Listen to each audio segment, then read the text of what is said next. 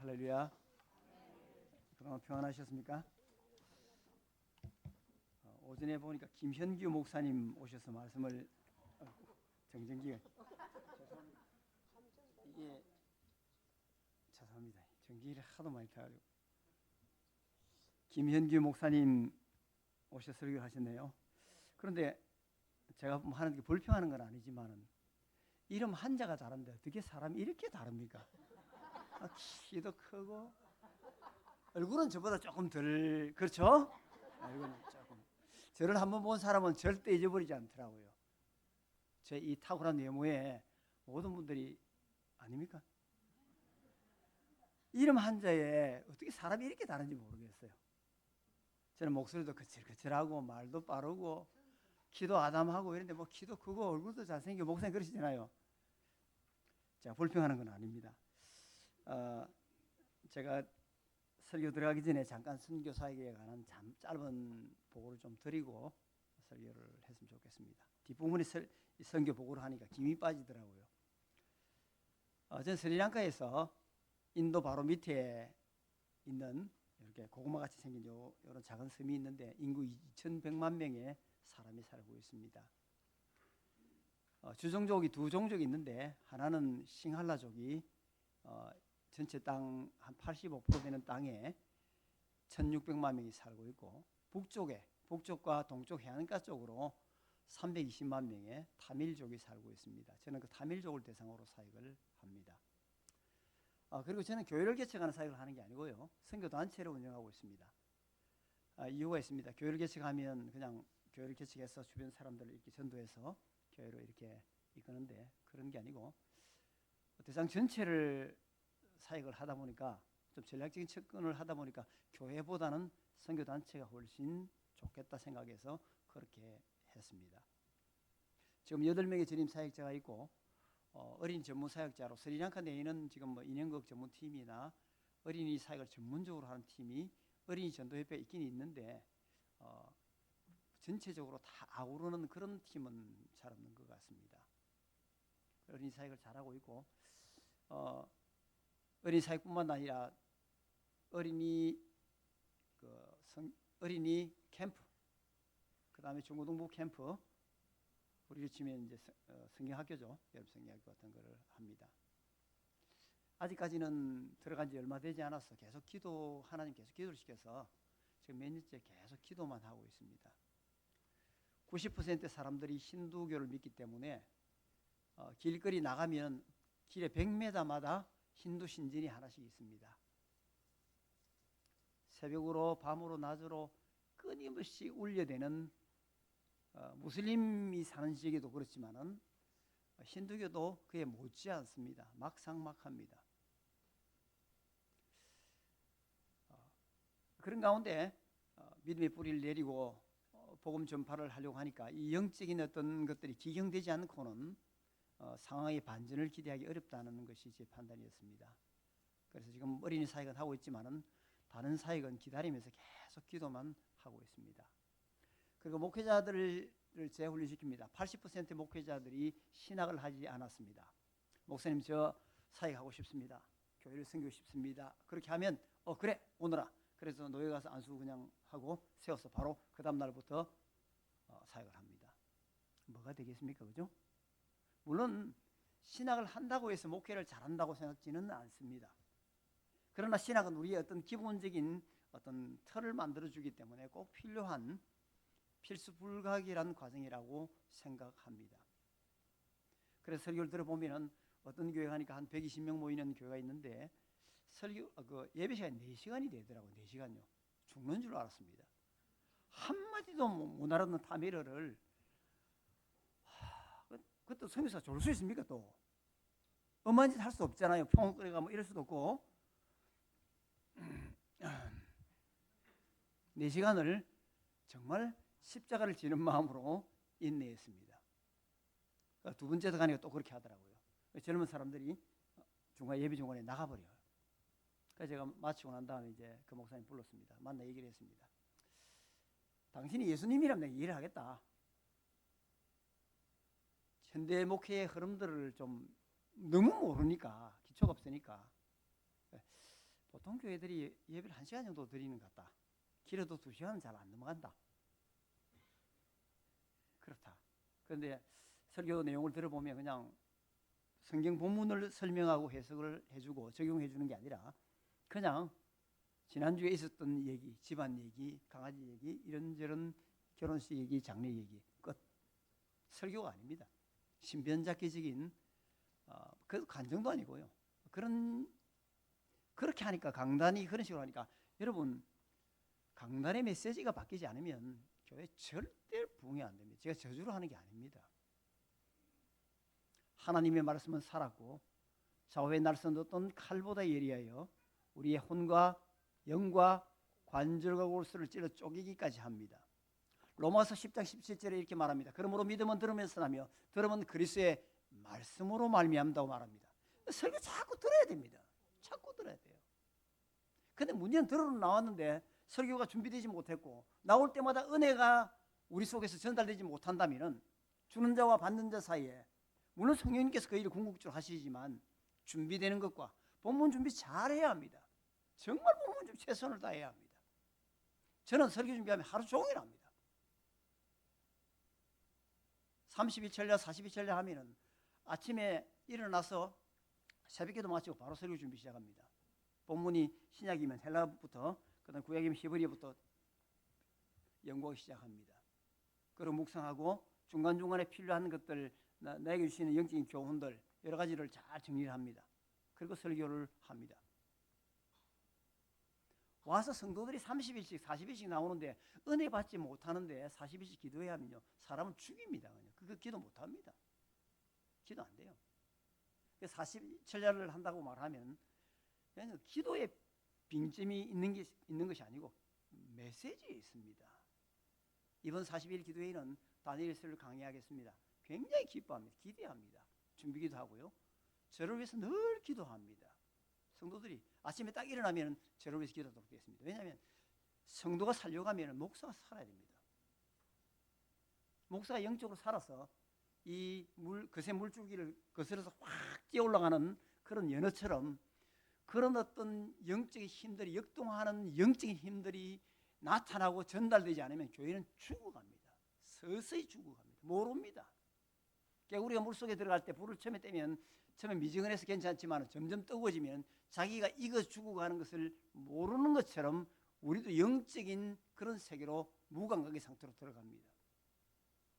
여러분, 그래서 교회든 어디든 우리의 만남이든 간에 은혜가 없으면요, 사형 선고와 똑같습니다. 은혜가 있어야 됩니다.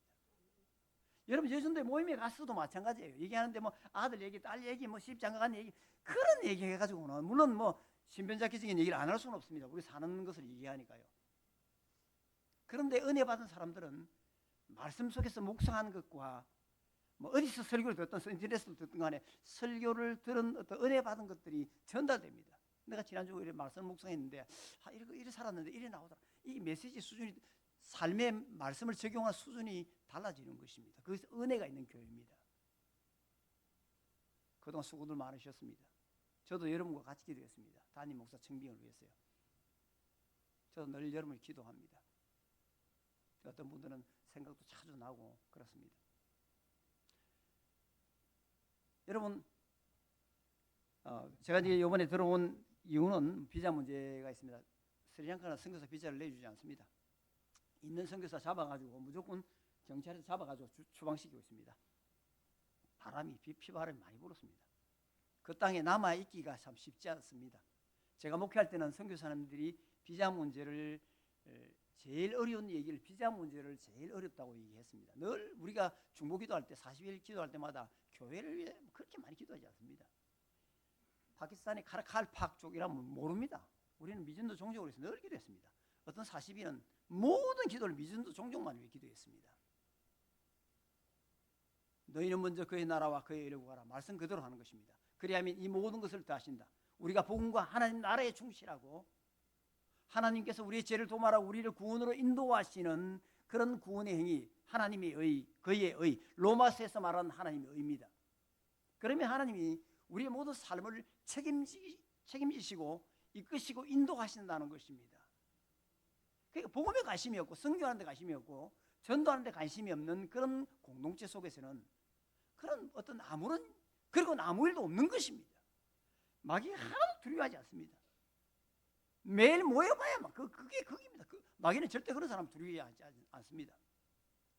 끼어서 기도하는 한 사람이 나오고 복음과 선교를 위해 헌신하는 한 사람이 나오기 시작하면 그때부터 마귀는 두려워합니다. 여러분, 목사는 한 세대를 결정합니다. 오면 은퇴할 때까지 만 70세까지 있습니다. 잘하든 못하든요. 잘 못한다고 당신 설교도 좀 짜치고 뭐 이러저런 건 다짐해서 나가세요. 물론 그런 교회가 있긴 있습니다. 그러나 덕스럽지도 않고 하나님 기뻐하시는 방식도 아닙니다. 일단 들어오면 못 쫓아냅니다. 어떻게 하겠어요? 안 그렇겠습니까? 그래서 저는 개척했습니다. 안 쫓겨나려고. 못 쫓아내더라고요. 내가 면접 시켰으니까 나가라 말 못하지. 아무도 나가라 말 못하지. 가끔 그런 얘기 했습니다. 목사님 다른 교회 가지 마십시오. 이 얘기는 제가 몇 번 들었습니다. 신중하게 얘기하더라고요. 그래서 웃었습니다. 내가 그렇게 쉬운 사람은 아닌데 그런 바보 같은 짓을 하겠냐고. 10,000명 되는데 오란다. 뭐 그런 교회도 없지만은 예를 들어서 1,000명 되니까 온다. 그런 생각 해본 일이 없습니다. 그냥 제게 주어진 그 땅에서 최선만 다하면 될 뿐이기 때문입니다. 제가 나온 것은 이 비자 문제가 있고 그 다음에 여러분 같이 기도를 좀 부탁드립니다. 올 때마다 저는 제 꿈이 저 스리랑카 조셉입니다. 요셉. 스리랑카 요셉이 되고 싶습니다. 제가 복음을 전하는 사역도 하지만은 목회자들 가정도 너무 가난하고 과부도 너무 많고 그러니까 고아도 많고 목회자들 중에 가난이라 말을 따로 붙일 필요가 없습니다. 모두가 가난하기 때문입니다. 그 다음에 대학생들도 대학 가지만은 학비는 회비는 없습니다. 정부에서 다 대줍니다. 스리랑카 민주 사회주의 공화국입니다. 사회주의입니다. 그래서 대학생들도 등록금은 없지만은 먹고 살아야 될 거 아닙니까? 장학금 줘야 됩니다. 참 지난 5년이 참 저에게 쉽지는 않았습니다. 늘 뭐 기도하고 그랬지만은 참 쉽지는 않았습니다. 그러나 하나님 한 번도 저를 실망시킨 적이 없습니다. 이것이 여러분의 고백과 간증이 되기를 동일하게 축원합니다. 그런 고백이 늘 나와야 됩니다. 기도하고 있다가 제 방에서 기도하고 있다가 갑자기 감동이 떠오르고 찬송이 터지면 그냥 소리를 지릅니다. 밖에 나가면 있는 대로 지금 온 동네 사람들 다 들립니다. 담이나 뭐 이런 게 제대로 있습니까? 문이 다 트여 있는데 막 소리 지르기 시작하면 동네 사람들 그럴 겁니다. 저 미친 한국인 또 시작했구나. 아마 이렇게 생각할지도 모르겠습니다. 그러나 제 속에 주시는 하나님에 대한 확신과 구원의 그 기쁨과 감동을 그 어느 것도 앗아갈 수 없습니다. 중단할 수 없습니다. 찬양합니다. 안에 있는 그 눌려있고 답답한 모든 것들이 찬송과 더불어서 확 다 날아갑니다. 그냥 앞에 이렇게 스티로폼인데 주먹으로 막 팍 쳐서 헤쳐버리듯이 꼭 그렇게 하는 것입니다. 근데 이들 먹여야 합니다. 가난합니다. 이번에 준비하는 게 라면 20, 몽골도 준비합니다. 네트워크에 돼 있어서 뭐 태국도 보내고 뭐 인도도 보내고 전 요셉이 되고 싶습니다.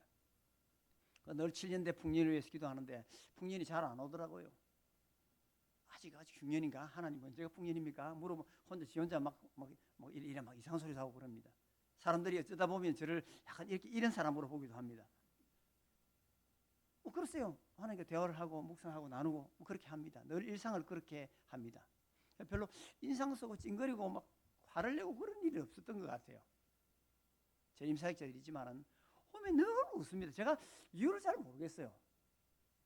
얘들아, 바보는 항상 웃는단다. 그래서 바보는 암이 없어. 진정으로 그 대열에 들고 싶니? 농담하는 것이 우리는 가끔씩 그런 얘기도 합니다. 그래서 박스를 마련하고 비누, 치약, 칫솔 이런 것도 한 번에 한 1,000개 이상씩 준비합니다. 1,000개 이상씩. 스리랑카로 보내는 20박스. 그 다음에 몽골은 지난번에 못 보는 겨울 옷들하고 남아있었어요. 이번에 한 50박스 정도 갑니다. 가난한 목회자들 다 가난합니다. 그래서 영양 공급도 잘 안 되고 해서 몽골 내륙에는 해초리를 못 먹어요. 그래서 김하고 미역 같은 것도 박스로 몇 개 사서 다 몇 개씩 넣어서 이렇게 또 보냅니다. 도와주는 교회들도 있고 차로 지원하고 사람도 지원해 주는 교회가 있기도 합니다. 같이 좀 기도해 주시고 이번에 그 일을 준비하고 있고 일부는 또 준비를 했고 저희 집은 항상 창고처럼 거실에 잔뜩 짐이 있습니다. 잔뜩. 이번에는 또 무슨 바람이 부는지 저한테 감동이 있어서 솥을 또 가만히 기도하다가 그래 저도 솥이 없다 보니까 솥을 또 솥 밥에 먹는 솥 아니고 냄비 이거 요리 소가 아니고요. 소가 아니고 솥하고 프라이팬하고 이래가 돼. 그래 요즘 또 당근질을 열심히 합니다. 당근 보고 막 새거 나오면 쫓아나고 참 되더라고요. 그게 내가 이 짓을 언제까지 해야 되나 싶은데 그 사람들은 이걸 받아들고 기뻐하는 거 생각하면은 그 사람들 이거 받으면은 천국을 소유한 기쁨과 기쁨을 이렇게 소유합니다. 너무 기뻐합니다. 안 좋지만은 2만 원짜리 3만 원짜리 당근질에가 주면은 그거 보통 4, 5만 원짜리거든요. 새거 안 뜯은 거 정말 기뻐합니다. 기쁨을 차곡차곡 준비하면서 저 혼자 웃고 있습니다. 이거 받으면 기뻐할 거야. 틀림없이 저에게 하나님의 큰 일이 나타날 거야. 같이 기도를 좀 부탁드립니다. 사역은 잘하고 있고 이 땅에 하나님의 부흥을 위해서 축을 기도하고 있습니다. 기도를 부탁드립니다. 작년 11월 달에 스리랑카에 큰 폭우가 내려서 1000명이 죽고 실종 사망이 1000명이면 다 죽었습니다. 1000명이 죽고 27만 채 집이 파손되어졌습니다. 뭐 교회도 물론이고요. 파손되어서 저보고 도와달라고 하는데도 많이 있었고 이곳저곳 교량만 네 곳이 파손되고 철길도 끊어져서 보통 1월부터 5월까지 정비하기 때문에 운행을 하지 않는데 뭐 이미 일찍 11월부터 끊어졌습니다. 지금까지요. 기차가 운행이 되지 못하고 있습니다. 그래서 준비를 하고 여러분 좀 기도를 부탁드립니다. 우리의 작은 것들이 가면은 저들에게 큰 도움이 됩니다. 저는 평생 죽을 때까지 NGO 사역도 겸하여서 일을 합니다. 어려운 사람도 없고 과부도 없고 틈나면 많은 사람 초청하고 봉투 하나 주고 라면이나 한국식 요리 좀 대접을 하고 옷 창고에 있던 여러분이 3년 전에 보내주셨던 그 여러 가지 그때 제기의 축복의 교회 참 귀한 것들을 많이 보내주셨어요. 그래서 좀 조절을 하면서 최근까지 지난 11월까지 사용했습니다. 이제 다 떨어졌습니다. 홍수 나길래 과부들, 목회자 가정들, 고아들 전부 다 싹 틀어서 나눠주고 지금 하나도 없습니다. 텅텅 비어 있습니다. 여러분 옷들이 좀 필요하고요. 몽골에도 겨울 외투나 이런 옷들도 좀 춥지만 옷들이 그렇게 시원찮아요. 또 몽골 사람들이 영하 40도까지 떨어집니다. 그러니까 잘 네트워크가 되어 있기 때문에 정말 작은 교회, 가난한 교회, 개척 교회들만 제가 이렇게 돕습니다. 그래서 한 50박스 할 것입니다. 여러분 기도를 좀 부탁드립니다. 네, 본문으로 들어갑니다. 시간 좀 길어졌는데요. 오늘도 하나님께서 말씀을 통해서 은혜 주실 줄로 믿습니다. 사무엘상 3장 1절에 보니까 아이 사무엘이 엘리 앞에서 여호와를 섬길 때는 여호와의 말씀이 희귀하여 이상이 흔히 보이지 않았더라라고 말합니다. 은혜가 식어버린 시대와 사회 속에 어떤 역사와 현상이 일어나는가? 하나님께서 은혜를 베풀지 않고 하나님의 은혜가 식어진 그곳에 어떤 일이 제일 먼저 일어나는가 하는 것입니다. 엘리가 98세에 마지막 자신의 임종을 맞이하게 되지만은 어린 사무엘이 젖을 떼고 난 다음에 바로 실로의 성막에 맡겨집니다. 만 3살 지났죠. 젖을 뗐으니까 만 4살부터 들어갔습니다. 어린 사무엘이 그때부터 성막 속에 실로에서 살면서 이 엘리 제사장 앞에서 그를 섬기면서 여호와를 섬겨왔습니다. 그런데 그 시절엔 불행하게 엘리가 그의 아들 홈니와 비나스의 제약 때문에 이 나라 전체가 캄캄해졌습니다. 하나님이 말씀하시지 않았습니다. 아이가 이 사무엘이 엘리 제사장 앞에서 여호와를 섬길 때는 여호와의 말씀이 희귀한다고 말합니다. 오늘날도 우리는 말씀의 홍수 속에 살아갑니다. 들어오면 늘 설교 듣습니다. 인터넷 들어가면 얼마나 많은 설교사들의 설교가 나오는지 모르겠습니다. 가끔씩 들어보면 큰 교회 목사님이라 들어보는데 황당한 내용들도 나옵니다. 꺼버리면 다시 안 듣습니다. 아버지가 원로 목사고 거기서 물려받은 것 같은데 아버지 차를 자기 차보다 좋은 차를 가지면 안 된다. 뭐 이런 내용을 가지고 설교를 했습니다. 참 기가 막히더라고요. 도대체 뭘 하는 건지. 여러분이 교회를 나오지만은 매일의 삶 가운데서 하나님의 말씀을 지속적으로 공급받지 않고 살아가시면요, 지옥이 따로 없습니다. 정말 힘듭니다. 하나님이 우리에게 말씀하시지 않는다는 것은 어떤 의미입니까? 하나님의 침묵은 저주입니다. 저주. 단편적으로 응답을 얻으려고 기도할 때 하나님이 말씀하지 않고 침묵하면 그거는 부적입니다. No. 응답이 안 되는 것입니다. 우리는 침묵은 묵시적인 동조라 이렇게 보통 다른 일상적인 것에서 설명하고 적용을 하는데 하나님에 관해서는 no입니다. No. yes가 아닙니다. no입니다. no. 이처럼 엘리가 있을 때는 여호와의 말씀이 희귀해서 하나님의 말씀이 희귀해서 이상이 하존이 흔히 보이지 않았더라. 꿈과 계시가 흔히 보이지 않았더라. 하나님의 강력한 역사들이 나타나지 않았다는 것입니다. 이 시대가 그렇습니다. 신학교, 신학생들 그렇고 선교사, 목사, 사모.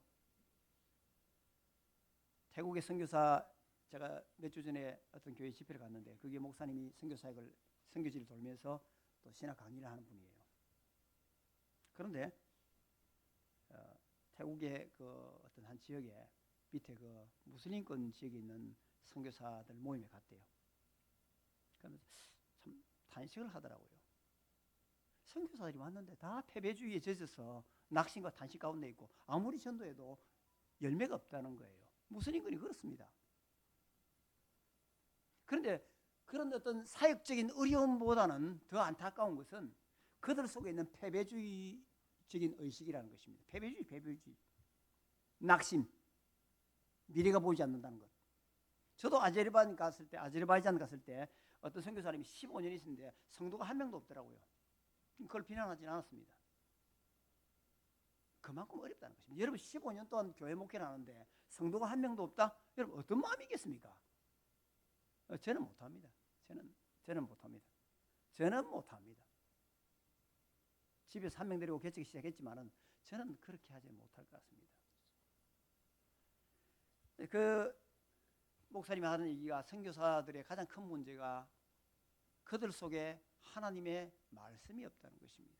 다 영적으로 다운돼 있고 침체돼 있고 낙심 가운데 있고 어찌할 바를 모르는 상황 가운데 있다는 것입니다. 포른투에 선교회에 있던 저희 교회에 제가 목회할 때는 선교단체의 대표된 분들이 많이 방문을 했습니다. 제가 다 일부러 불렀습니다. 한 가지 공통된 얘기를 합니다. 목사님, 우리는 선교단체인데 선교사 신앙생들이 오면 선교 훈련을 시키는 것이 우리의 주 임무인데 어떻게든지 교회 안에서 준비해야 될 것들을 하나도 준비해오지 않았다는 것입니다. 기본적으로 성경 읽는 것, 기도하는 것 하나도 안 됐습니다. 신앙의 ABCD 가운데 A가 안 돼 있다는 것입니다. 기초가 안 돼 있습니다. 기가 막힙니다. 대학교에 왔는데 대학생들이 입학을 했는데 중고등학교 시절에 나오는 수학을 못하는 것과 똑같습니다. 공대에서 그래서 수학을 따로 요즘 가르친다고 합니다. 수준이 떨어졌어요. 여러분 지금 우리 사회에서 우리를 한번 돌아보십시오. 인구 절벽에 주일학교와 중고등부 우리 다음 세대 지금 제가 와서 10년 뒤 여기 얼마나 많은 분들이 계실지 모르겠습니다. 앉을 때마다 정말로 마음이 아픕니다. 조국 교회의 쇠락의 모습을 보면서 부흥도 7, 80년대, 90년대 확 일어났지만은 이 복음의 조로 현상이 너무 심각합니다. 그래도 영국 같은 나라는 몇백 년 갔습니다. 영국 교회는 그렇게 침체를 걷다가 요즘 들어 청년들이 회복이 되고 일어나고 있습니다. 청년들 부흥이 일어나고 있습니다. 소망이 없거든요. 브렉시트 이후로 완전히 영국 경제가 망가지고 소망이 없으니까 교회로 돌아오더라고요. 하나님이 그래 만들어 가시더라고요. 버리지는 않아요. 우리도 마찬가지입니다. 주일학교 학생들 인구 절벽이 없습니다. 중고등부 없습니다. 여러분 돌아보십시오. 20대, 30대가 있는지 한번 돌아보십시오. 40대도 거의 없습니다. 이것은 우리 모두의 당면한 모든 문제입니다. 어떻게 해결할 것인가 고민하고 얘기도 많이 하지만 오늘 저의 설교는 이것에 대한 해법을 지금 얘기하고 있습니다. 좀 색다른 해법입니다. 신학교도 마찬가지입니다. 새벽기도 마치면 바로 일어나 들어가 자러 간대요. 기가 막힙니다. 다 죽고 있어요. 은혜 받지 못한 사람들이 신학교 오고 은혜 받지 못한 사람들이 목사가 되고, 은혜를 경험하지 못한 사람들이 사모가 되고, 은혜를 경험하지 못한 사람들이 선교사로 나갔을 때 어떤 문제가 나오겠습니까? 심각합니다. 그리고 아무 일도 없는 거예요. 그거 진짜 답답한 노릇입니다. 그 속에 어떤 것도 선한 열정들이 보이지 않습니다. 아무것도 없습니다. 그냥 자리만 지키고 있는 거예요. 누가복음 1장 80절을 읽어보겠습니다. 누가복음 1장 80절을 다시 한번 같이 읽도록 하겠습니다. 누가복음 1장 80절입니다. 같이 읽겠습니다. 아이가 자라며 심령이 강하여지며 이스라엘에게 나타난 날까지 빈들에 있으니라. 세례 요한에 관한 내용을 담고 있습니다. 지금 오늘 이 본문이 말한 세례 요한의 출현 배경 속에는 AD 1세기의 배경을 이해해야만이 이 본문을 이해할 수 있습니다. 1세기의 유대 지역은 로마 제국의 식민 통치하에서 극심한 정치적인, 경제적인, 종교적인 압제를 당했습니다. 고통이 심각했습니다. 경제적인 착취는 로마가 유대인들에게 토지세와 인도세 등의 묵은 세금을 부과했습니다. 그래서 그 지역별로 세리에게 할당을 주면 이 세리들은 동족이지만 유대인이지만은 정한 세금을 받아야 했지만은 자기의 호중원에 들어갈 목까지 챙기기 위해서 훨씬 많은 세금을 착취했습니다. 안 내죠? 그럼 로마 군인을 데려가서 강제로 때리고 뺏어가 버립니다. 그래 결국 이 사람들이 세금을 낼 돈이 없으니까 땅을 팔고 소작농으로 전락해버리고 유랑인이 되는 것입니다. 정치적인 억압도 심했습니다. 로마 정부는 여호와의 신앙을 가진 유대인들에게 로마 황제 숭배를 강요했습니다. 로마 군들이 예루살렘 성전에 침범하여 더럽히고 제사를 금지시키기도 했습니다. 이처럼 유대인들은 로마의 엄청난 정치적인 종교적인 압제 속에서 살아갔습니다. 그래서 AD 1세기의 유대인들에게는 로마의 압제로 인해 메시아를 대망하는 메시아 대망 사상이 있었습니다. 언제 오시렵니까? 언제 오십니까? 메시아를 언제 보내주시겠습니까? 그러나 유대인들은 구약의 말라기 선지자 이후에 400년 동안 여호와는 선지자를 보내주지 않았습니다. 선지자는 여호와의 말씀을 대신 전달한 자들입니다. 라비, 여호와의 입이라는 뜻입니다. 나비. 따라서 선지자가 사라졌다는 것은 여호와의 말씀이 사라졌다는 것입니다. 이것은 하나님이 자기 백성들에게 말씀하시지 않는다는 것입니다. 하나님이 우리에게 말씀하시지 않는다. 그 사형선고, 영적인 사형선고입니다. 내가 삶을 살아가며 있어서 하나님 말씀이 기억된 바가 되지 않고 하나님 말씀이 기억되지 않아서 적용하지 못하고 그 말씀으로 인해서 은혜 받지 못하고 살아간다면 그건 영적으로 죽어 있는 것입니다. 그래서 우리는 말라기 선지자로부터 세례 요한 때까지를 신구약 중간기 또는 영적인 암흑기라고 표현을 합니다. 이스라엘 백성들의 가장 큰 고통은 로마의 압제도 있었지만 이것보다는 여호와의 말씀이 자신들에게 사라졌다는 것입니다. 말라기 이후에 400년 동안 여호와의 말씀이 실종되었습니다. 하나님이 자기 백성들에게 말씀하시지 않는다는 것입니다. 고통스러운 상황입니다. 그런데 세례 요한의 나타남으로 인해서 하나님이 이스라엘에게 다시 말씀하시기 시작한 것입니다. 소망이 생긴 것입니다. 탄식과 고통 속에 있던 백성들에게 한 가지 소망, 한 줄기 소망의 빛을 보게 되어졌습니다. 세례 요한이 외치기 시작합니다. 회개하라, 천국이 가까웠느니라. 다른 말하지 않았습니다.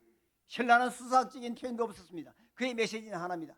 회개하라, 천국이 가까웠느니라. 그러자 온 유대 사방에서 사람들이 세례 요한에게 나오기 시작했습니다. 시대의 죄인의 대명사인 세리와 장녀들이 나왔습니다. 바리새인들도 나왔습니다. 제사장 일족이 되는 사두개파도 나왔습니다. 그리고 군명들도 나왔습니다. 온갖 모든 부류의 사람들이 다 세례 요한에게 나와서 회개 세례를 받았습니다. 세례 요한은 아버지 사가랴 제사장과 어머니 엘리사벳 사이에 태어났습니다. 두 사람이 다 나이가 몇 살인지 정확히 나오지 않지만 나이가 아주 많아서 세례 요한이 태어났습니다. 그런데 이 세례 요한은 어릴 적부터 하나님께서 1장 80절에 나오지만은 아이 시절부터 세례 요한을 하나님께서 광야로 부르셨습니다. 유대 광야입니다. 누가복음 1장 80절에 아이가 이렇게 나오는데 세례요한을 말합니다. 이 아이란 말은 파이디온이란 말인데 이 말은 13세 이상은 절대 설 수가 없습니다. 유대인들은 20세가 되면 일반적인 성인이 됩니다. 군역을 지는 군인이 돼 군대 복무를 해야 되는 그 나이가 되어집니다. 일반 성인이 20세입니다. 13세부터는 뭐냐면은 예루살렘 성전의 제사에 참여할 수 있는, 성전을 방문할 수 있는 그런 자격이 주어지는 종교적인 성년이 만 13세부터입니다. 그러면 세례 요한은 만 13세 이전에 만 12세, 11세, 10세 알 수가 없지만은 그때부터 광야로 갔다는 것입니다. 그래서 예수님보다 역사의 무대에서 6개월 먼저 나타날 때를 생각하면 30살에 그러면 만 18년 이상을 광야 생활을 했다는 결론이 나옵니다. 광야는 우리가 말한 것처럼 사막은 아닙니다. 모래바람이 날리고 그건 아닙니다. 여러 번 봤지만 몽골도 그런 척박하다는 표현이 정확합니다. 가끔 풀도 있지만 그런 많은 부류의 어떤 그런 건 아니고 조금씩 이렇게 부분적으로 있지 그런 큰 곳은 없습니다. 중간중간에 엔게디 요새 같은 다윗이 피했던 그런 곳에 작은만 물줄기 폭포도 있고 큰 거 아닙니다. 작은 물줄기 폭포도 있고 그다음에 거기 풀도 있고 약간의 숲도 있습니다. 그런 정도. 그곳에서 세례 요한을 하나님께서 부르셨습니다. 유대인들은 만 13세가 되면은 예루살렘 성전 방문이 가능해집니다. 남자입니다. 여자가 아닙니다. 시편 120편부터 134편에 보면은 성전에 올라가는 노래 이렇게 나옵니다. 이방인의 뜰을 지나서 여인의 뜰로 들어갑니다. 여인의 뜰을 지나서 15개의 계단이 유대인의 뜰로 연결되어 있는데 이 15개 계단을 올라갈 때 시편 120편부터 133편까지를 한 절씩 부르면서 올라갑니다. 내가 산을 향하여 눈을 들리라. 나의 도움이 어디서 올꼬? 나의 도움은 천지를 지으신 여호와에게서로다. 이러면서 한 편 한 편을 부르면서 이 계단을 올라가고 15계단을 올라가는 것입니다. 여인들은 이스라엘 남자와 더불어서 이스라엘 뜰로 들어가지는 못했습니다. 가로 세로 60m가 되는 정방형의 크기의 이 여인의 뜰이 있습니다. 평시에는 여인들이 늘 여기 와서 천막을 쳐놓고 메시아를 기다리는 사람들이 안나 선지자가 나옵니다. 누가복음 2장이죠. 84세가 되었지만 거기서 앉아서 늘 메시아를 기다리며 주여로 금식하며 기도해왔던 것입니다. 여인의 뜰에서 이 제사 드리는 광야를 볼 수가 없습니다.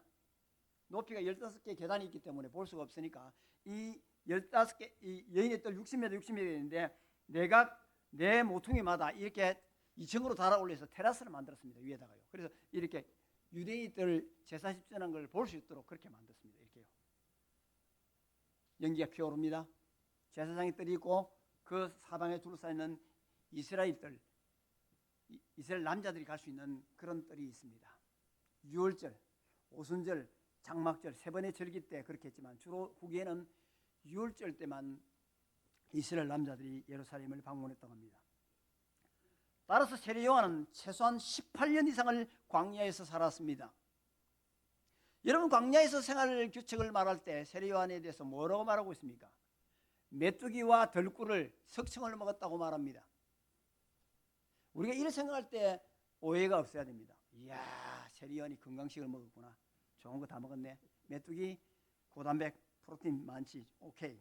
꿀, 이야, 온갖 미네랄과 비타민과 좋은 거 빵빵하게 들었지. 좋은 것만 다 먹었네. 여러분 한번 이 광야에 나가서 메뚜기 한번 잡아보십시오. 안 잡힙니다. 쉽지 않습니다. 상당 시간을 세례 요한이 이 수립하는 이 시간에 아마 보냈을 거라고 생각이 되어집니다. 광야는 하나님이 자기 사람을 부르시는 곳입니다. 낮에는 두루마리 아버지가 물려준 사가랴가 물려준 두루마리 성경을 읽고 밤에는 기도하는 것입니다. 하나님은 자기 사람들을 광야로 부르셔서 훈련을 시키셨습니다. 예수님 공생의 사역 시작하기 전에 40일 동안 광야에서 금식하시면서 마귀의 시험을 받았습니다. 자신 스스로가 메시아의 시험을 입증하는 그런 과정입니다. 모세 미디안 광야 40년을 보냈습니다. 목자로서의 훈련을 시키신 것입니다. 사도 바울 아라비아 광야에서 3년을 보냈습니다. 회심하고 다메섹에서 회심하고 난 뒤에 그의 삶이 바뀌어서 아라비아 광야로 가서 3년을 지나면서 하나님과 독대하는 삶을 살았다는 것입니다. 하나님은 자기 선지자들을 왜 광야로 부르셨는가 하는 것입니다. 왜 광야로 부르셨습니까? 척박한 곳에 거기 무슨 소망이 있다고 그리로 부르신 것입니까? 광야란 말은 히브리어로 미드발 이런 말입니다. 그런데 이 하나님 말씀할 때 이 말씀은 히브리어로 다발입니다. 의간이 똑같습니다. 의건이 아니고 의간이 똑같습니다. 뒤에 부분이 똑같습니다. 다시 말하면 이 광야에서 말씀이 나온다는 것입니다. 이 말에 어원이 설명을 해주고 있습니다. 그래서 하나님은 자기 사람들을 광야로 부르셨습니다. 광야로 와야만이 이곳에서 하나님을 만나고 이곳에서 하나님의 음성을 듣고 이곳에서 하나님과 독대하는 삶을 살면서 그의 음성을 듣고 그분의 명령을 듣고 그분의 음성을 들어왔습니다. 그리고 광야에 외치는 자의 소리가 되어서 유대 사이로 환속해서 여호와의 말씀을 자기 백성들에게 전달했던 것입니다. 참된 하나님의 말씀은 광야에서 나옵니다. 그래서 세례 요한은 오랜 시간 동안 하나님과 함께하는 깊은 영적인 교제와 사귐이 있었습니다. 하나님이 종들의 능력의 크기는 성도 수가 몇 명이 있느냐 이런 걸 하나님 보시지 않습니다. 이 광야 미드발이란 말고 하나님 말씀인 다발을 근거로 해서 볼 때 하나님의 종들의 능력의 크기는 그가 얼마나 하나님과 오랫동안 깊게 교제하고 인격적인 만남을 오래 했는가에 달려 있습니다. 세례 요한은 18년을 했습니다. 여러분, 우리 속에서 하나님의 은혜가 다 사라지고 식어지고 있습니다. 제가 20대였던 80년대만 하더라도 교회 가면 교회 성도들이 한 300명 정도 되는 교회였습니다. 밤에 되면 좀 쉬다가 12시쯤 되면 우리 권사님들 집사님들 다 교회당으로 나옵니다. 기도하러 나오세요. 전례를 새벽 기도 때가 기도하시는 것입니다. 그분들 얼굴 지금도 잊을 수 없습니다. 그분들 때문에 오늘날 한국 교회가 일어나고 그분들 때문에 한국이 오늘날 이렇게 세계에 진짜 강대국의 반열에 들어가 있습니다. 한국 위상을 여러분이 잘 못 느끼고 있습니다. 제가 밖에 나가면요, 한국 사람 왔다면은 우리가 60년대, 70년대 미국 사람 본 것처럼 봅니다. 천국 밑에 미국처럼 생각해요. 천당 밑에 분당이라 그러죠. 요즘 분당 망해가던데 큰일 났습니다. 집값이 떨어져가고. 진작에 얘기했습니다. 진작에 얘기했다고. 그러니까 땅에 것들 욕심 많이 가지 마십시오. 그리고 여러분, 은혜 받은 사람은 그렇게 삶이 바뀌어야 돼요. 생각이 바뀌고 사고 구조가 바뀌고 오롯이 복음과 교회와 그리스도의 영광을 위해서 살아가겠다는 이런 결정이 나오고 그게 맞는 적용이 나와야 되는데 돈 어떻게 뭐 집에 아들 딸 자식한테 물려주려고 아직도 그렇게 생각하신다면 여러분의 거듭남은 다시 한번 생각해 보셔야 됩니다. 뭐 좀 도와주는 거 제가 그것까지 말씀드리지 않겠습니다. 그럴 수 있다 생각하고요.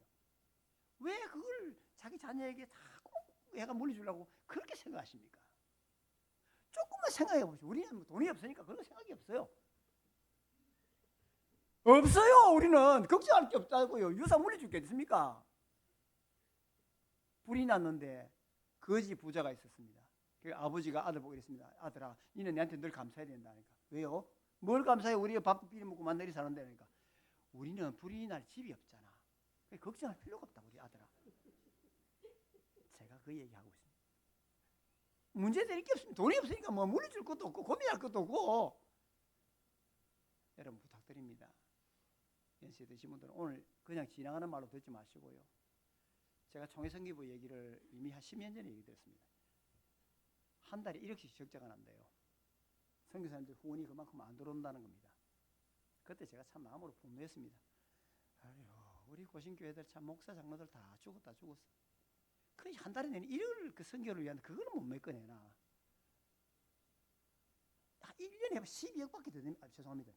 12억씩이나 됩니다. 그런데 돈 있는 사람들은 그거 많이 안 많잖아요. 누가 하나 돌아가시기 전에 헌신하고 내면 10억 내면 1년 살아갈 수 있잖아요.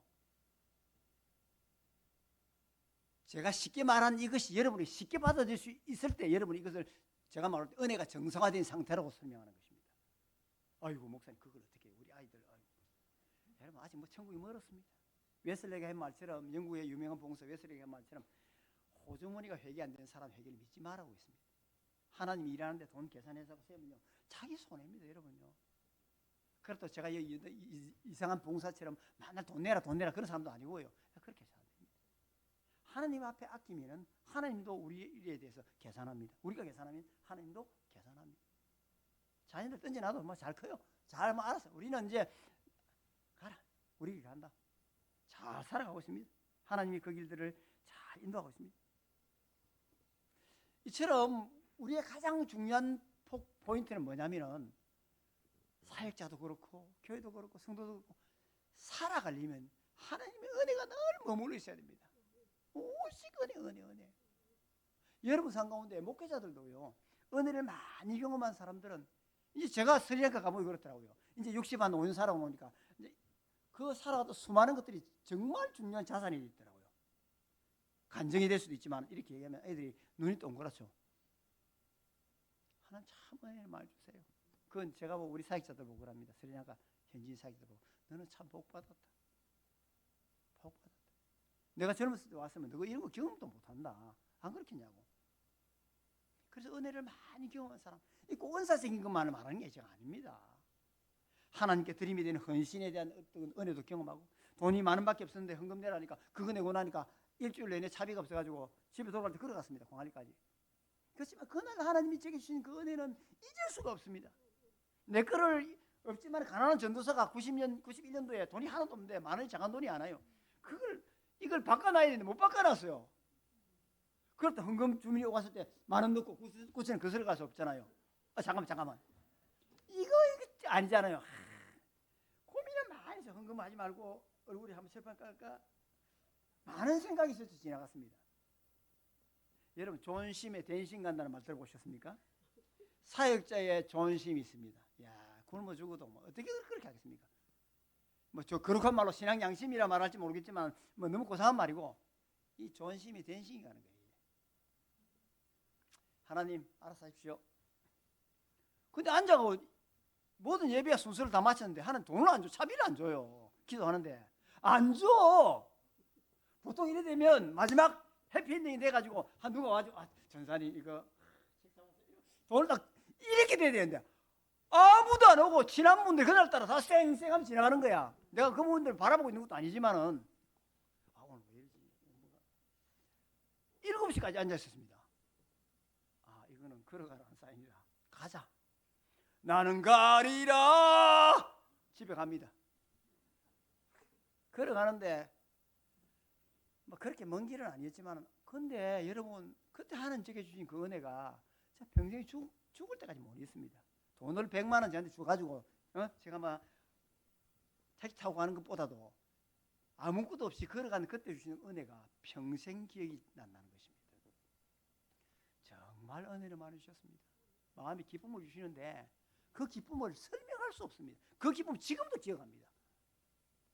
그러니까 우리가 일이 잘 되고 돈이 많이 벌리고 자녀가 잘 풀리고 이래야만이, 우리가 딱 건강하고 새싹대기처럼 건강해야만이 그게 은혜로 상태가 아니라는 것입니다. 때로는 고난 가운데 있고, 때로는 무너져 버렸고, 때로는 실망스러운 상황이 있고, 때로는 돈도 없고 어려워져도 하나님의 은혜가 부어질 그때, 하나님의 은혜가 그때 부어진다는 것입니다. 그래서 사역자들은요, 은혜를 많이 경험한 사람이 사역을 해야 됩니다. 저는 제가 뭐 목사 되겠다고 기도해 본 적 단 한 번도 없고요, 선교사를 놓고 기도해 본 적 단 한 번도 없습니다. 그냥 하나님을 사랑하니까 그냥 내 삶을 드리겠습니다. 천국은 침노한 자의 것이니까. 그렇다고 목사에 대한 확신이나 선교사로 확신이 없거나 그런 건 아니에요. 분명히 있어요. 근데 그 안에 하나님을 사랑하니까 그 모든 문제가 다 해결돼 버려요. 스리랑카 정말 따뜻합니다. 진짜 따뜻합니다. 그 제가 처음 가서 스리랑카는 날씨가 어떻습니까? 그러니까 세 계절이 있대요. 세 계절. 덥다, 좀 더 덥다, 많이 덥다. 참 기가 막히더라고요. 그 앉아있으니까 등줄기 땀이 폭포수처럼 졸졸 흘러내가요. 저 이렇게 막 깔끔 들고 이런 타입 아니에요. 막 그냥 대충 살지. 대충 삽니다. 입을 바지가 없더라고요. 스리랑카 있는데 갔는데 바지가 없어. 그래 있으니까 우리 현지 사역자 하나 오지만, 파스터 바지를 팬츠라 그러고, 영어로 팬츠라 그러고, 팬티가 아니고 팬츠라 그래요. 그 창고 올라가지만 골라다 줘요. 엄마처럼. 이거 뭐라고? 맞아요. 그 한참 입고 다니다 보니까 이 방향이 여자 방향이야 이게. 제가 이상한 사람 아닙니다. 옷 딱 가리니까 안 보이니까. 그래도 좋아요. 뭐 이러면 어떤 뭐 저런 뭐 어떤 놈 깨끗하고 뭐 편한데 뭐 어때 뭐 내가 생긴 게 뭐 그 생겼는데. 여러분 은혜를 경험하지 못하고 하는 일이라면 곤란합니다. 뭐 구역장을 하든 여러분 작은 일을 하나 하든 예전에 임원을 하든 뭘 하더라도 은혜를 경험하지 못한 사람이 하면 주변의 모든 사람을 피곤하게 만듭니다. 목회자도 마찬가지입니다. 1988년 하나님이 제게 사랑을 심겨준 큰 사건이 하나 있습니다. 88년도 청도에 있는 동산기도원 앞에서 길을 시내가를 걸어가고 있습니다. 물이 깊지 않더라고요. 허리 밑이더라고요. 이 시내인데 이 폭이 한 30m, 40m 되나? 안 깊어요. 그런데 제가 그때 누구를 굉장히 미워했어요. 너무너무 마음이 분노가 일어났어요. 제 친구한테 제 비밀 쓰는 얘기를 했어요. 뭐 총각때 비밀 쓰는 얘기가 뭐 있겠습니까? 뭐 자매 얘기지 뭐. 지금 저희 사모는 아닙니다. 모 사모를 좋아한다고 이랬는데 그 얘기를 또 막 까불어갖고 뭐 교역자한테 얘기하고 교역자 조금 약간 조금 정상적인 분은 아니에요. 막 떠들고 돌아다니더라고. 저거 죄송합니다. 저거를 막 분노해야 돼. 그 사역자보다는 이 친구가 더 미운 거예요. 나쁜 놈. 어떻게 제일 친한 친구가 돼가지고 그런 거 하나 못 지키노. 그래 미워하는 마음이 확 이러니 저거 소리를 질렀어요. 실제로 막 그런 생각을 한 건 아니지만 마음에 분노가 일어나니까 친구 이름을 부르면서 내가 누구를 너 이놈 너 죽여버릴 거라고 저 그런 말 했어요. 그런데 갑자기 몇 초 뒤에 앞이 아무것도 안 보였어요. 물 밑으로 쑥 들어가는 거예요. 이게 이 사람들이 골치치질한다고 이 하체를 다 파놓고 이거 요즘 같으면 다 치고 얘가 못 들어가게 되는 건데 그런 것도 없고 그냥 파놓고 뭐 푹 들어가는 거예요. 밑으로 쑥 내려갔어요. 제 별명이 또 잠수함하니까 물에 들어가면 안 나옵니다. 그 물에 한 번 들어갔다가 두 번 들어갔다가 이 주변은 다 들판입니다. 청도 동산기동 가보시면 알죠. 들판입니다. 보면은 한 5분 이내는 아무리 빨리 뛰어도 벗어날 수 없어요. 다 보여요. 길이 훤히 트여 있기 때문에. 두 번 내려갔어요. 물 두 번 먹고 한 번 더 내려가면 죽어요. 그때 머릿속으로 이게 죽는다. 이게 이래서 요거 탁 짚으면 사는데 그걸 못하는 거예요. 이래. 참 인생이 그렇게 인약합니다. 그러고 있는데 세 번 내려가면 죽는데 제가 그때 회개하잖아요. 하나님 잘못했습니다. 그건 뭐 말을 것으로 살아야지. 그때 미래스럽게 내 니 죽이쁘게 이러면 지가 죽습니다. 여러분 미워하는 거는요 정말 좋지 않습니다. 막힌 감정도 있으면 푸시기 바랍니다. 안 좋습니다. 오늘 제 하는 얘기가 이유가 있습니다. 막힌 분들 꼭 푸셔야 됩니다. 좀 소소한 거나 좀 안 좋은 있으면 미안하다 내가 막 먼저 사과하십시오. 내가 잘못한 게 별로 없다 생각해도 사과하십시오. 그래서 하나님 나라 이루어지는 것입니다. 보면 좀 삐끼는 분이 있어요. 잘 삐끼는 분들. 목사님 중에 잘 삐끼는 분이 있어요. 피곤합니다. 피곤해. 우리는 그런 사람 만나면 너무 피곤해. 생기는 일 생겨도 우리는 또 그렇지 않거든. 너무 피곤해. 막 삐끼 사고 이러면 막 치 아프나 막. 그래 회개를 했습니다. 그리고 세 번째 딱 내려가려고 하는데 갑자기 눈앞에 뭐가 탁 날라왔어요. 짝대기. 지푸라기도 잡는 게 그런 심정입니다. 그 땡기니까 바로 이것밖에 안 들어줘서 이게 이러면 되는데 나가보니까요 한 6살, 7살쯤 되는 꼬마가 수경을 끼고 저를 이래 보고 있더라고요.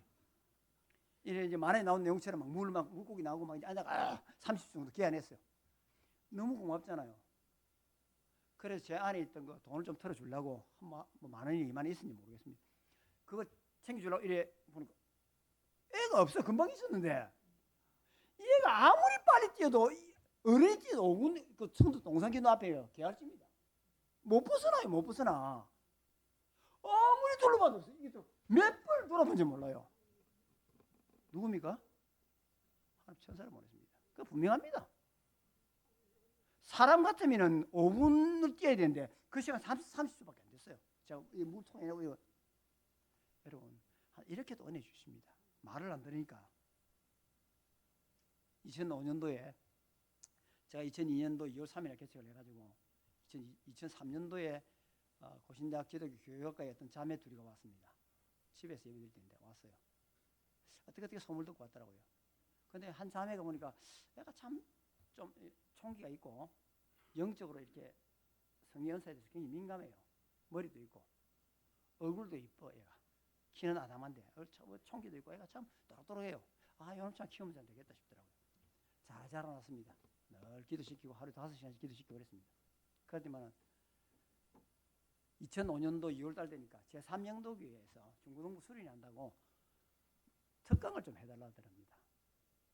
특강을 강사로 불렀어요. 저는 잘 보내주거든요. 목사님 그 3영도교회에서 그 강사님 이름도 제가 아직도 기억합니다. 오라는데 가도 되겠습니까? 가세요. 가서 근데 딴소리 하지 말고 뭐 신학적으로 이상한 쩍쩍거리지 말고 그냥 그 아이들 전부 제 덩어리다. 전부 다 90% 100%가 다 없는 짓 짓고 있다. 제 덩어리니까 죄에 대해서 설교하고 특별히 메시지 전하고 죄 목록 10가지 딱 적어놓고 하나씩 해결시켜 나가라. 그러면 끝이다. 그리고 거짓말하거나 안 듣거든 사도행전 5장처럼 그걸 기억하고 적용해라. 이번은 내 특별히 허락한다. 영적이 제가 열려 있었어요. 여러분 그 안에 얘기 들으면 참 놀랍습니다. 제가 지금도 생각해도 사도행전에 나오는 얘기보다도 더 아찔해요. 갔습니다. 가는데 또 이 자매 분숙기가 좀 있어요. 그래서 원고 제가 열심히 해놔놓고 택시에 놔놓고 갔는 거라. 분숙기가 좀 있어요. 애가 예쁘고 총기도 있고 다 한데 분숙기가 있어요. 이런 짓을 잘해. 그래서 제가 그랬습니다. 전화가 온 거예요. 목사님 설교 강의 원고를 차에 놔놓고 잊어버렸어요. 그러니까 그래 하나님이 가져갔다. 지금부터 머릿속에 다 지우고 죄에 대해서 얘기해라. 네가 생각하던 거 하지 말고 성령께서 얘기해 줄 것 해라. 잘했습니다. 설교 죄에 대해서 설교하고 첫 번째 음란죄를 해결시키라고 했습니다. 얘기합니다. 여러분 가운데 매일 밤에 음란 인터넷 들어가서 음란 인터넷을 보는 사람 손 들어보세요. 그러니까. 누가 손 듭니까? 약 먹었습니까? 누가 약 먹었어요? 손 들게 맨정신에. 그 마약을 먹거나 술을 좀 먹어야 손을 들 수 있습니다. 그 상황에서는. 그럼 못 들어요. 애들 막 웃는 거야. 그래서 막 비웃고 뭐 그러면 누가 뭐 손을 들 줄 알고 막 교사들도 웃고 아이들도 웃고 막 비웃었어요. 그래서 제가 이제 그때 얘기했기 때문에 그 다음에 얘기를 하는 겁니다. 어제 밤에도 밤늦게까지 음란 인터넷 들어가서 본 사람이 5명 있다. 손 드세요. 그러니까 막 웃고 더 비웃고 난리가 난 거예요. 네가 어떻게 5명이라면 누가 뭐 이래가지고 그게 막 찐임을 받고 또는 뭐 이래가 손을 들 줄 웃긴다. 시구사가 막 비웃고 난리가 난 거예요. 비웃음이 눈물로 바뀐 데는 몇 분이 안 걸렸습니다. 그 다음에 얘기합니다. 맨 뒤에서 3번째 왼쪽 창까지 5번째 회색 자켓 입고 있는 남학생 네 손들어.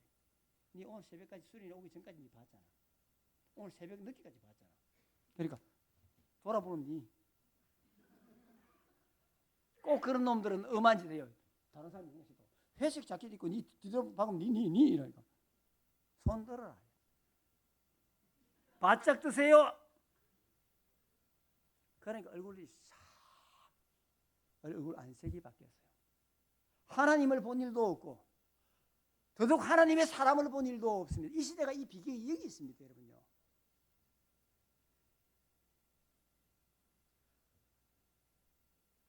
백성이 여호수아에 사는 날 동안과 여호수아 뒤에 생존한 장로들 곧 여호와께서 이스라엘 위하여 행하신 모든 큰 일을 본 자들의 사는 날 동안에 여호와를 섬겼더라. 하나님이 행하신 큰 일을 보고 은혜를 받고 하나님의 능력을 체험한 사람들은 살아있는 동안에 그들은 최선을 다해 하나님을 섬기며 은혜 속에 살아갑니다. 그러나 그 은혜가 사라지고 하나님을 본 하나님을 경험한 그 세대가 사라지고 나면 모두가 믿음을 떠나버립니다. 온니엘이 나올 때까지 첫 번째 사사 온니엘이 나올 때까지는 얼마 걸리지 않았습니다. 한 세대가 걸리지 않았습니다.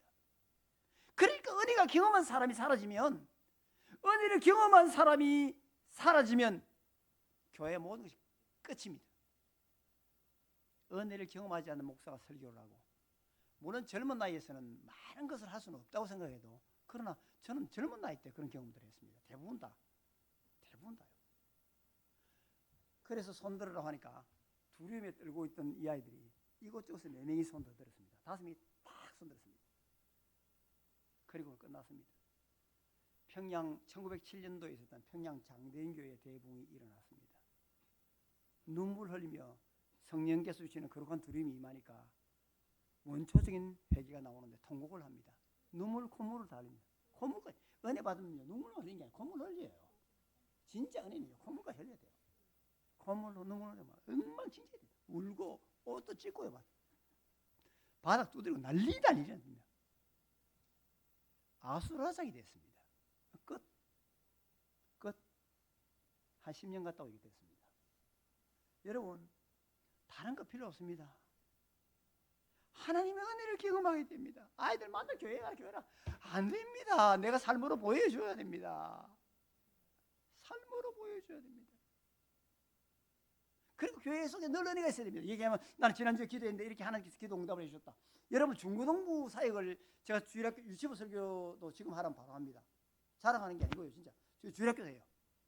중고등부 사역의 설교 특성은 뭐냐면은 하나님의 살아계심을 직접 전하지 않으면 뭐 성경에 나오는 얘기 가지고는 안 돼요. 하나님이 살아계시고 그런 얘기 백날 해도 안 먹혀요. 내가 살아계신 하나님 믿었더니만은 어떻게 됐더라. 지난주에 기도 응답이 어떻게 왔더라. 뭐 어떤 하나님 직접 역사하신 것들을 얘기를 하지 않고 증거하지 않으면요. 그 설교 별 효과가 없어요. 그러니까 중고등부 설교를 1시간 반씩 했습니다. 그런데 아무도 딴짓 안 해요. 들으려고. 은혜가 있거든요. 사랑하는 성도 여러분, 새로운 담임 목사님이 옵니다. 저는 잘 모릅니다. 계속 같이 있어도 기도했고요. 첫 번째, 교회가 은혜가 넘치도록 기도하십시오. 몸이 건조하면 찬양을 해도 우리 정집사님도 있고 찬양도 하시지만 찬양을 해도 그 찬양이 영감 있게 드러나고 역사하는 힘이 있도록. 저한테도 찬양 연사가 있거든요. 딱 되면은 하나님 그 상황에 딱 맞는 찬양 딱 주시면 정확하게 주십니다. 그러니까 노래는 잘 못 불러요. 정집사님 목소리 좋던데 저는 뭐 잘 못 불러요. 가음을 지르지 몰라요. 가음을. 그런데 듣는 사람들 은혜는 된다 그래요. 그러면 되지. 1990년대에 서울에 있는 삼각산 기도원에 산기슭에 가면 겨울에 그 추운데 사람들이 산기슭에 다 기도합니다. 조영기 목사님 불받았다는 곳 아닙니까? 이 원뿔형으로 이렇게 비닐을 만들어갖고 끝에다 끈을 묶어서 나무가지 딱 묶습니다. 이렇게 놓고 밑에 방석 깔고 숨구멍 뚫어 놓고 그럼 안에 막 물이 줄줄 흘러내립니다. 기온 차이에 의해서. 그 사람들이 90년대까지만 해도 1000명 정도 있었습니다. 지금 100명도 안 남았다 그럽니다. 그것이 한국교회를 나타낸 전부는 아니라 할지라도 한국교회 전체의 흐름을 나타낸 것은 분명한 것 같습니다. 교회에서 기도하는 천례하는 집사님, 권사님 사라졌습니다. 이것은 교회에 큰 영향을 주고 있습니다. 하루에 1시간도 기도치 않는 사역자에게서 우리가 무엇을 기대할 수 있을까요? 세례요한 같은 한 사람이 나타나면 그 시대와 교회는 걱정할 필요가 없습니다. 오늘날에는 예배가 형식화되고 은혜가 사라지고 있습니다. 그 이유로는 1세기 교회의 그 예배를 교회 사가는 이렇게 말합니다. 예배 시간이 되면 설교자와 성도들이 같이 모여서 교제 악수를 청한 다음에 설교자는 그냥 단 위로 올라갑니다. 돌로 된 것 하나 갖다 놓고 거기 있습니다. 설교를 시작합니다. 그리고 설교가 끝나고 나면 사람들이 시편으로 된 찬송을 하나 부릅니다. 그리고 축도가 있습니다. 그리고 2부에는 세례받은 성도들은 전부 다 빠짐없이 성찬식을 거행했습니다. 그런데 교회 사가는 말하기를 그들의 예배는 예배의 영적인 감흥을 돋울 만한 피아노나 악기나 아무것도 없었지만 그 예배는 정말 사람들의 마음을 감동하는 예배가 되었다고 말을 합니다. 세례 요한의 영적인 파급력이 너무 컸습니다. 유대인들의 오해가 생겼습니다. 저가 메시아신가? 세례 요한의 단호한 대답, 나는 그분의 신발끈도 풀 수가 없습니다. 그는 자기를 알았고 자기의 역할에만 충실했습니다. 한마디로 주의 길을 예비하는 것이었습니다. 저는 여기서 제가 개척했던 교회의 주의 길 교회 이름이 여기서 나왔습니다. 주의 길을 예비한다. 세례 요한은 수많은 회심자를 얻었지만 단 한 사람의 병자나 귀신 들린 사람을 치유한 적이 없습니다. 자신은 예수님의 길을 예비하고 불의한 자 헤롯에 의해 단칼에 목베임을 당했습니다. 찬송가에 나오는 것처럼 이름 없이 빛도 없이 감사함에 섬기다가 그냥 사라진 것입니다. 오늘날 이런 멋진 종들이 드뭅니다.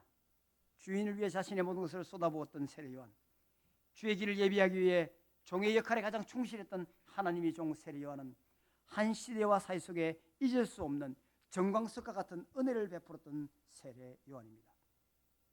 오늘 우리는 다시 오늘날 세례요한 같은 사역자들의 출인을 기다립니다. 그 한 사람이 나온다면 우리 모두는 안심할 수 있습니다. 다시금 하나님께서 우리에게 말씀하시기 시작하고 사역자들이 많이 있다고 해서 그 메시지가 우리에게 다 들려지는 것은 아닙니다. 세례요한 같은 은혜 받은 광야 18년 이상을 기거하며 하나님과 독대하고 그분의 음성을 듣고 그분과 더불어서 함께했던 그런 사람이 우리 속에 나타난다면 우리는 다시 예수 그리스도의 길을 예비할 수 있는 그런 능력의 교회, 능력의 성도가 될 수 있을 것입니다. 세례요한 같은 주의 종들이 출현되기를 소망합니다. 죽어가는 한국교회에 혜성 같은 주의 종들이 출현되어야 합니다. 늘 하나님의 은혜를 사모하고 그분과 친밀한 만남과 교제를 사모하시기 바랍니다. 여러분, 이 설교를 듣고 두 가지를 정리해야 됩니다. 하나는 내가 세례요한이 되어야 된다. 작은 세례요한이 되어야 된다. 우리 가정에, 우리 구역에, 우리 전도회에, 우리 이해전도회 그런 사람 되기를 주의로 축원합니다. 그래서 그 권사님, 집사님 옆에 가면 그냥 마음이 그냥 좋아요. 왜냐 은혜가 있으니까. 부정적인 얘기 안 해요. 부정적인 얘기하는 사람은 계속 안 된다 죽겠다 이런 얘기만 하고 있고요. 진짜 믿음 안에서 은혜에 충만한 사람은 그런 얘기 자체가 아예 없어요. 뭐가 문제인데? 무엇이 중요한디? 끝납니다. 그냥 누가 부정적인 얘기하면 그냥 입 닫아야 됩니다. 그렇게 말할 이유도 없고 필요도 없는 것입니다. 그리고 두 번째 세례요한은 여러분 교회 속에서 세례요한이 나와야 됩니다. 많이 안 키워도 됩니다. 제대로 된 것 하나만 딱 키우면 됩니다. D.L. 무디 같은 사람 하나 키우십시오. 세례요한 같은 사람 하나 키우면 여러분 세대, 여러분 할 일 다 한 것입니다. 여러분 일 마치고 교회당에 들러서 좀 기도하고 가십시오. 세례요한이 되고 은혜가 머물게 하려면 기도 안 하고는 불가능합니다. 와서 30분 정도라도 좀 기도하고 가십시오. 새벽을 못 깨우면 좀 새벽을 좀 깨우도록 하시고요. 스리랑카 가서도 마찬가지입니다. 더워도 일상은 똑같아요. 우리 사역자들 9시, 10시 기도해, 오후 1시, 2시 기도해, 저녁 7시 반부터 8시 반 이거 또 3시간 기도하고 일어나면 보통 3시, 4시에 일어납니다. 그럼 보통 2시간 이상 기도하고 밖에 나가서 또 산책하고 돌면서 또 기도합니다. 점심 먹고 나면 또 그 센터 주위를 돌면서 또 기도합니다. 저녁 먹고 또 합니다. 얼마나 하는지 모릅니다.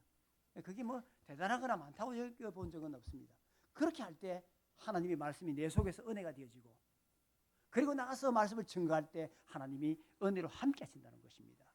사랑하는 성도 여러분, 오늘 주신 세례요한의 말씀을 기억하십시오. 이 세례요한은 하나님과 18년 이상 독대하며 광야에 기거했습니다. 그 고통스럽고 힘든 그 광야의 삶을 그가 감내해내면서까지 하나님과 함께했습니다. 주의 음성을 들었습니다. 말씀을 읽고 묵상했습니다. 그는 늘 기도했습니다. 그때 하나님이 그와 함께 하셔서 그가 유대 사회 속으로 예수님보다 역사의 무대에 6개월 앞서 환속했을 때 그때 천국이 그 앞에 펼쳐진 것입니다. 유대 광야에 엄청난 기쁨이 돌아왔습니다. 저가 메시아신가 이런 오해도 있었지만 세례요한으로 말미암아 수많은 사람들이 그에게 회개 세례를 받고 그 속에서 천국이 진설되어졌던 것입니다. 너희는 주의 길을 예배하라. 우리는 세례요한 같이 큰 은혜를 받은 종들의 출현을 기다립니다. 축복문호 교회를 통해서도 세례요한 같은 큰 은혜 받은 종들이 세워지기를 주의 이름으로 축복합니다. 오늘 특별히 헌신 예배 드리는 이해전도 회원들 부탁드립니다. 하시면 뭘 더 하실 수 있습니까? 짧은 시간이지만 여러분 제발 부탁드립니다. 더 이상 그럴 수 없을 때가 올 것입니다. 어두운 밤 시대리니 내 직분지께서 진인의 빗긴 볕에 힘써 일하라. 많은 것 하나님이 요구하지 않습니다. 여러분 상태 다 아십니다. 일주일에 시간 좀 내어서 월화수목금 힘들면 나오기 매일 나와야 돼요. 오늘 10시쯤 나와가지고 다 애들 보내놓고 와가지고 한 시간씩 찬송 하나 부르고 성경 석장 읽고 기도 제목 교회를 위해서, 목사님을 위해서, 교회 은혜를 위해서, 여러분 이해준도 회원들을 위해서, 교회 아픈 성도를 위해서 그렇게 하면 1시간은 금방 가버립니다. 1시간은 식사기도가 될 것입니다. 그런 은혜가 있기를 우리 이해준도의 회원들 가운데 주의 이름으로 축원합니다. 기도하겠습니다. 찬양하겠습니다. 찬양하겠습니다. 오 신실하신 주. 앞에 찬양팀들 같이 좀 해주실래요?